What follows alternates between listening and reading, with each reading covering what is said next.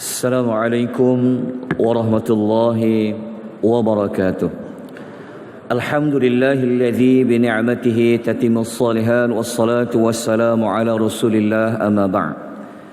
Muslimin dan muslimat rahimani wa rahimakumullah. Insyaallah pagi ini kita akan memasuki adegan yang ketiga pada babak yang keempat, bermula daripada ayat 63, yang mana ayat 63 ini adalah cerita 10 anak Nabi Allah Yaqub telah kembali ke Palestin setelah mereka memperolehi bekalan makanan. Dalam masa yang sama, mereka telah diperingatkan oleh Nabi Allah Yusuf supaya mereka dapat memujuk ayah mereka untuk membawa seorang lagi anak Nabi Yaqub alaihi salatu wassalam. Jadi kita bacakan ayatnya. A'udzu billahi minasy syaithanir rajim. فَلَمَّا رَجَعُوا إِلَى أَبِيهِمْ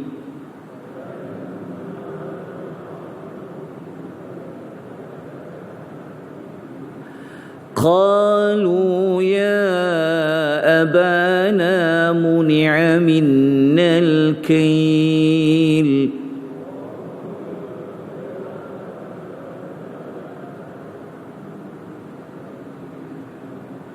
فأرسل معنا أخانا نكتل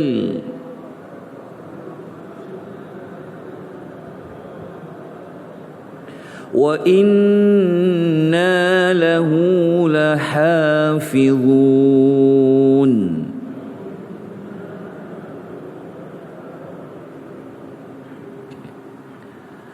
Terjemahan ayat, maka ketika mereka kembali kepada bapa mereka. Kembali ni bermakna mereka sudah kembali ke Palestin. Mereka berkata, wahai ayah kami tidak akan dapat bekalan lagi. Oleh itu, biarkanlah saudara kami merujuk kepada Bunyamin, supaya dia pergi bersama-sama dengan kami. Kalau dia pergi, kami dapatlah lagi bekalan makanan. Maknanya 10 anak Nabi Yaqub ni mereka cepat-cepat. Apabila sampai je ke rumah, mereka menyampaikan hasrat peringatan daripada Nabi Yusuf sebelum ini. Kemudian pada kali ini mereka itu berkata, sesungguhnya kami, mereka membuat penegasan. Mereka mengatakan sesungguhnya kami akan menjaga dengan sebaik-baiknya. Apa yang kita dapat belajar daripada ayat ini? Lepas tu kalau kita tengok nota ni, saya tidak letakkan tafsiran ayat sebab ayat ni jelas, mudah untuk difahami. Maka kita terus pergi kepada pengajaran ayat. Pengajaran pertama, 10 anak Nabi Yaqub ketika mereka menyampaikan ayat 63 tadi tu, sebenarnya mereka berkata benar seperti yang dipesan oleh Nabi Yusuf alaihi salatu wassalam. Seperti mana saya pernah sebutkan tuan-tuan, dalam kisah Nabi Allah Yusuf ini, watak-watak manusia yang jahat-jahat ini dia telah berubah, penghujungnya baik. Kalau sebelum ni kita jumpa isteri Al-Aziz, sebelum ini dia dipengaruhi oleh hawa nafsunya, dia telah merasa insaf. 10 anak Nabi Yaqub, kalau dulu mereka berdusta kepada ayah mereka, kali ini mereka berkata benar kepada ayah mereka. Dan pelajaran yang kedua, 10 anak Nabi Yaqub alaihi salatu wassalam benar-benar ikhlas untuk menjaga Bunyamin tidak seperti mana mereka pernah berbohong ketika mana mereka nak bawa keluar Nabi Allah Yusuf alaihi salatu wassalam. Okey, ayat 64. Apakah reaksi Nabi Allah Yaqub di atas permintaan anaknya? Anaknya bagi tahu kalau tak bawa seorang lagi anak dia, mereka takkan dapat lagi bekalan makanan. Sedangkan kita tahu bekalan makanan tu bukan untuk 7 tahun. Bekalan makanan tu perlu lagi berulang-ulang masuk ke Mesir. Okay, Nabi Allah Yaqub mengatakan, qala hal amanukum alaihi illa kama amintukum.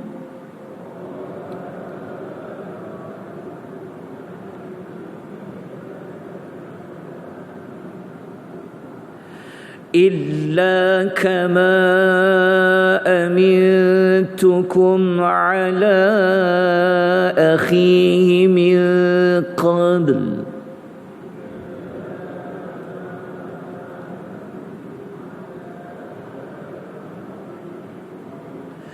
فالله خير حافظا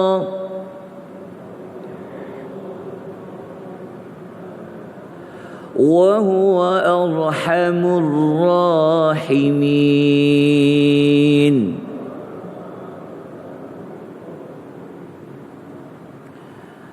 Nabi Yaqub berkata terhadap permintaan anak-anaknya, aku tidak lagi percaya kepada kamu terhadap keselamatannya, melainkan sebagaimana aku telah menaruhkan kepercayaan kepada kamu terhadap keselamatan saudaranya dahulu. Apa maksudnya? Nabi Allah Yaqub ni kali kedua ni dia dah tak percaya dah, seperti mana dia pernah memberi kepercayaan kepada mereka ketika mereka pernah merayu untuk bawa Yusuf keluar untuk bermain bersama mereka.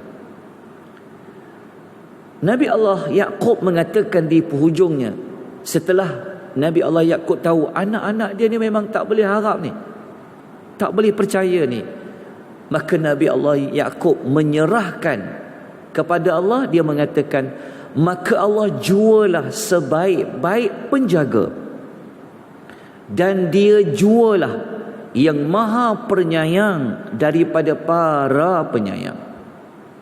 Maknanya Nabi Allah Yaqub ni dia tahu bahawa anak-anaknya ni tak boleh dipercayai, tak boleh nak diharapkan, maka sudah pasti tawakal, penyerahan itu diserahkan kepada Allah Azza wa Jalla. Baik, ayat ini jelas kita boleh faham. Sebab tu saya tak letakkan dekat nota tu tafsiran ayat, maka kita terus pergi kepada pengajaran ayat. Okey, apa yang kita dapat belajar? Pelajaran yang pertama, seorang mukmin tidak akan disengat binatang berbisa dari satu lubang sebanyak 2 kali. Pelajaran pertama ni, kenapa bahasanya seperti itu? Kalau dalam bahasa kita kata pisang tidak berbuah 2 kali. Kenapa pisang tak nak buah 2 kali? Sepatutnya nak lah kan? Ke macam mana? Pengajaran pertama ni sebenarnya diambil dalam hadis Nabi SAW. Cuba lihat dalam hadis riwayat Bukhari Muslim. Sabda Nabi SAW, la yuldagul mu'min, seorang yang beriman tidak akan terjatuh min hujrin wahidin marratain, tidak akan terjatuh ke satu lubang yang sama sebanyak 2 kali. Apa yang kita dapat belajar? Nabi beritahu kalau kita betul-betul beriman ni, sepatutnya kita tak buat salah lagi berulang-ulang lepas tu isu yang sama. Jadi daripada kisah Nabi Yaqub tadi tu, kenapa dia berat hati, kenapa dia tak bagi anaknya untuk membawa mereka bersama Bunyamin tu? Kerana dia sudah ada pengalaman yang lalu, sehingga sampai sekarang dia tak jumpa mana Yusuf tu. Tapi sebenarnya dia percaya Yusuf tu wujud, tapi ke mana dia pergi? Jadi kita belajar daripada tindakan Nabi Allah Yaqub. Jangan kita ditipu berkali-kali. Asyik dapat isu yang sama. Seorang beriman, dia bukan seperti itu. Dia kena efektif. Dia kena belajar daripada kesalahan yang lalu. Pelajaran yang kedua, orang yang disayangi ni akan selalu dikenang oleh orang yang menyayangi. Kenapa Nabi Yaqub dia ingatkan tentang saudara Bunyamin? Maknanya Nabi Yaqub ni masih ingat lagi tentang Nabi Allah Yusuf alaihi salatu wassalam. Ialah orang yang kita sayang, walaupun dah tak ada depan mata, kita masih lagi mengenang orang yang kita sayangi. Okay. Kita tengok pelajaran yang ketiga. Allah Ta'ala merupakan sebaik-baik penjaga dan merupakan sebaik-baik hafizah, pemelihara. Kita tak boleh harap sangat pada manusia untuk menjaga. Tetapi kita ada Allah yang sebaik-baik penjaga dan pemelihara. Maka setelah kita usaha, maka kita kena tawakal, serahkan kepada Allah. Allah lah yang akan menjaga, sebaik-baik penjaga. Okey, pelajaran nombor 4 daripada kata-kata Nabi Allah Yaqub tadi, kita dapat belajar Allah Ta'ala merupakan sebaik-baik yang menyayangi. Manusia ni kalau dia sayang itu kadang-kadang bermusim. Ada masa dia sayang, ada masa dia tak sayang. Sayang manusia terbatas. Sayang manusia ada kelemahan. Jadi daripada ayat ini sepatutnya kita carilah kasih sayang yang ada pada Allah. Mungkin manusia tidak sayang kita, tetapi kita mempunyai Allah yang sentiasa menyayangi, merasa belas kasihan kepada orang-orang yang beriman. Jadi sepatutnya tidak ada perasaan kita rasa bahawa kita keseorangan. Kita mempunyai Tuhan yang Arhamur Rahimin. Baik, kita masuk kepada ayat yang ke-65. Apa yang mereka buat setelah menyampaikan pesanan Nabi Allah Yusuf? Kita baca ayatnya. Walamma fatahu mata'ahum wajadu bida'atahum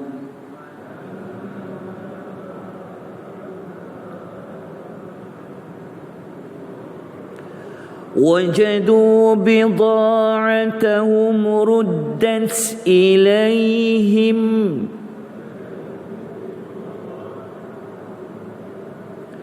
قالوا يا أبانا ما نبغي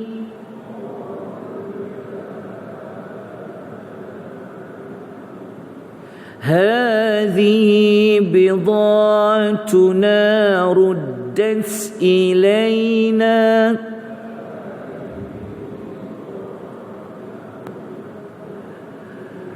ونمير أهلنا ونحفظ أخانا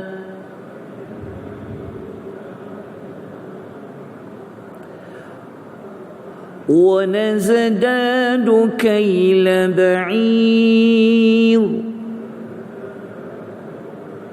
ذلك كيل يسير.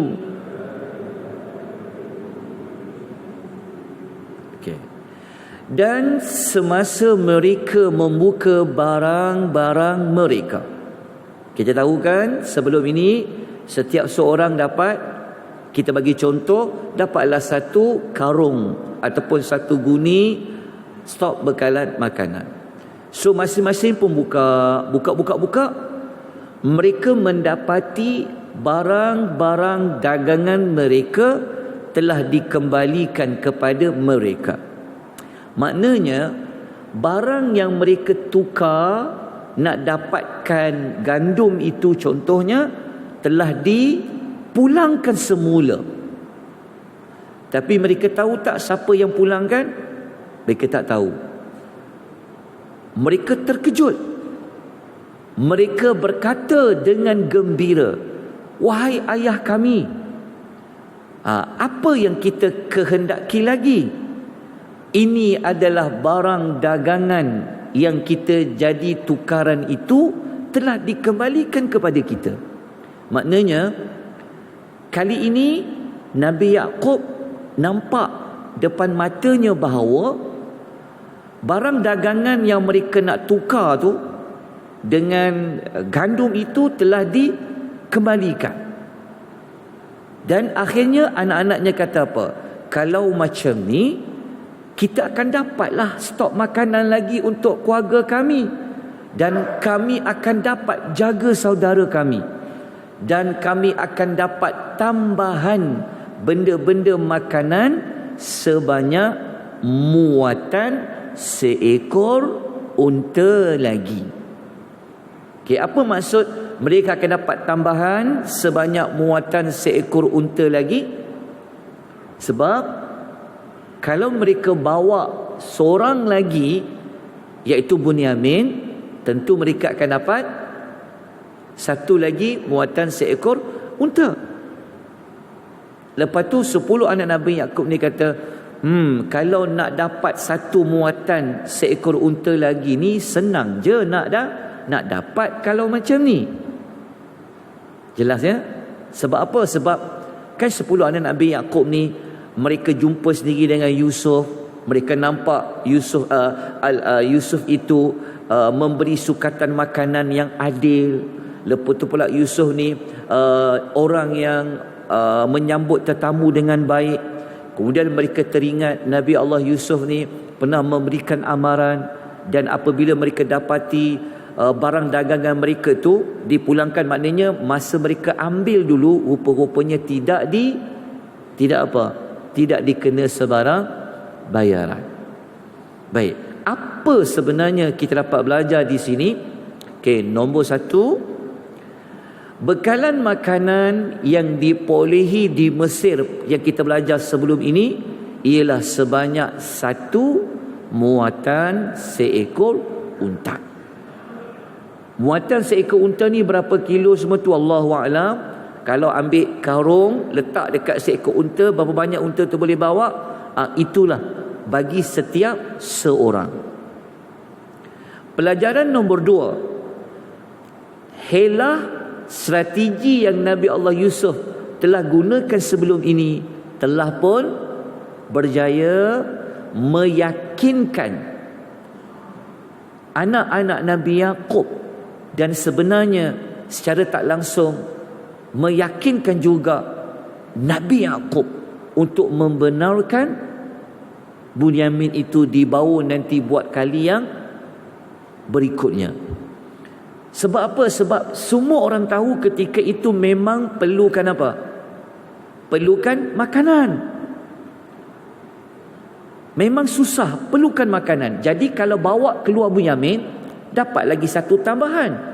Kalau kita duduk kedudukan Nabi Yaqub lah, agak-agak kita terfikir juga kan, betul juga kan, ni banyak tahun lagi nak kemarau ni, nak hadap ni.